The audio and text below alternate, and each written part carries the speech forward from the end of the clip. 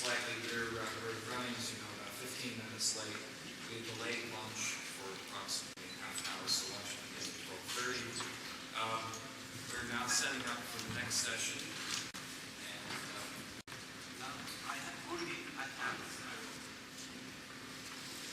We have some handouts from Professor Arata.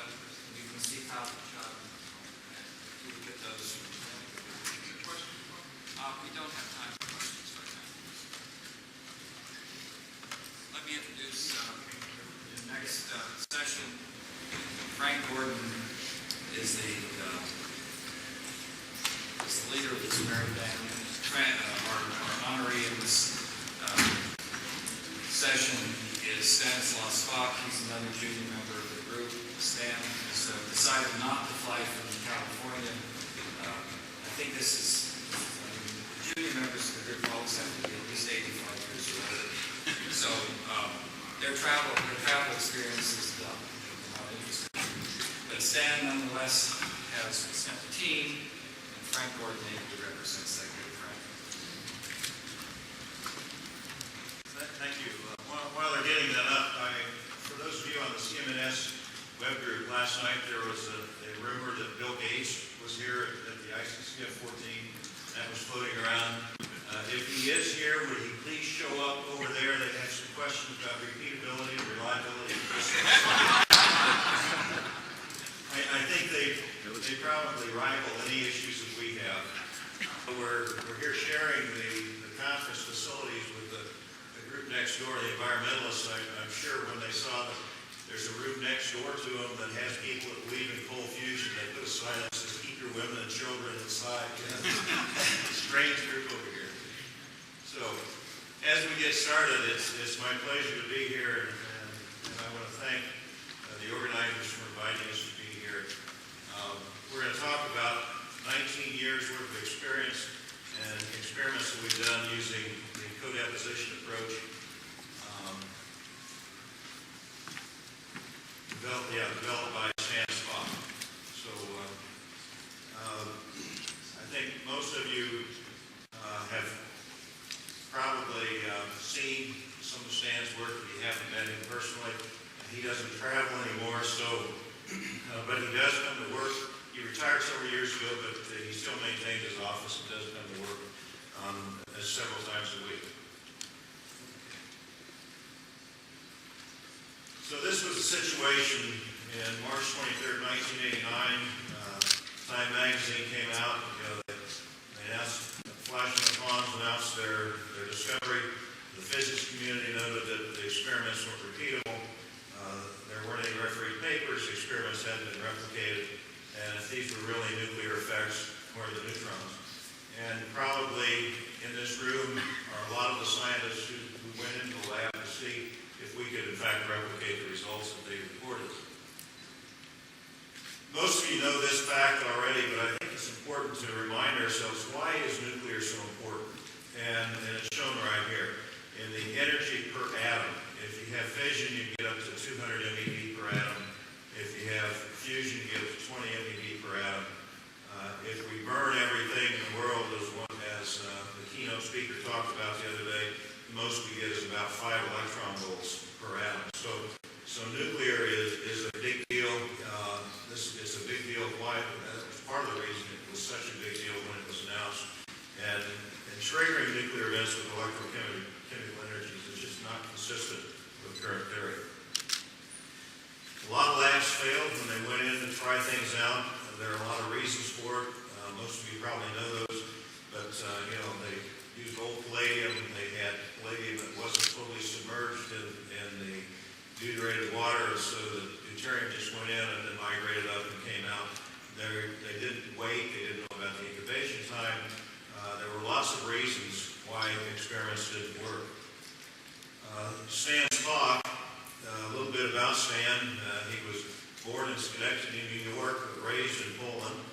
Received his chemical engineering degree from a university in Poland, and then received his PhD in chemical engineering from Pennsylvania University in Philadelphia, University of Pennsylvania, Philadelphia. He enjoyed a long career in both industry and government before retirement, and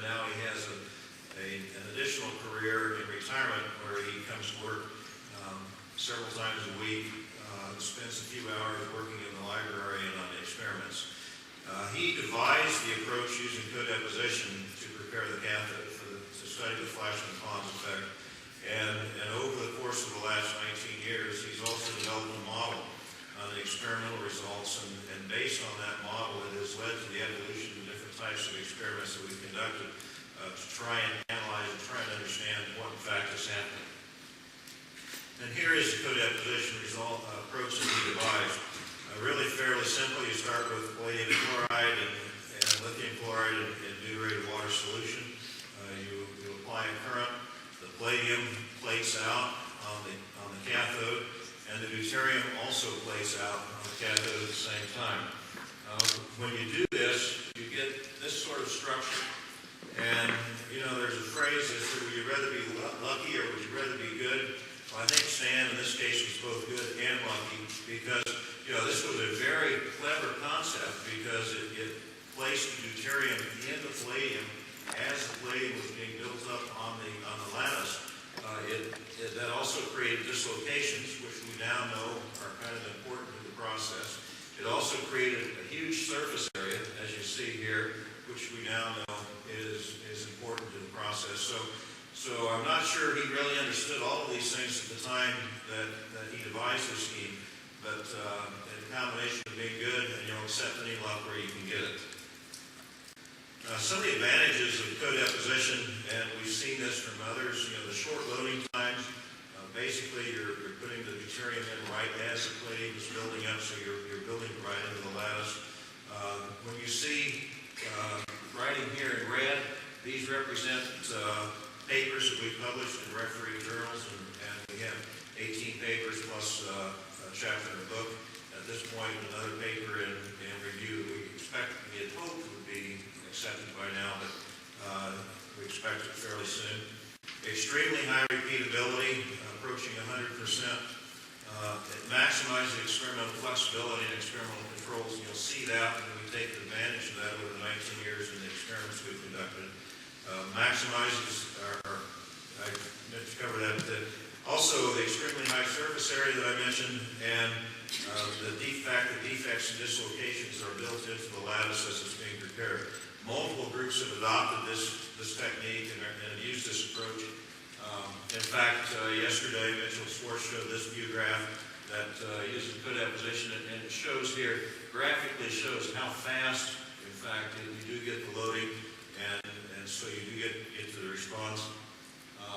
This was another one of Mitchell's slides yesterday where he used co-deposition to determine the optimal operating point in the tritium production. The yellow line is the co-deposition.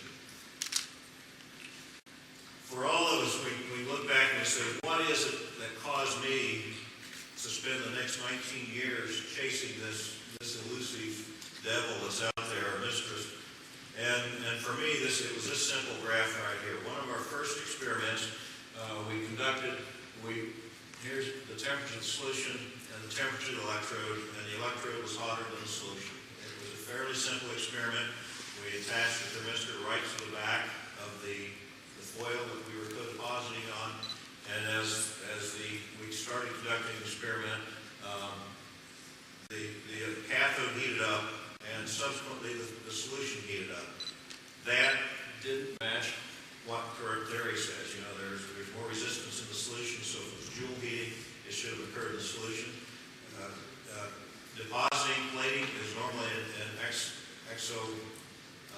endothermic reaction, and here we're seeing an exothermic reaction. So both of those things were different than what we would have expected.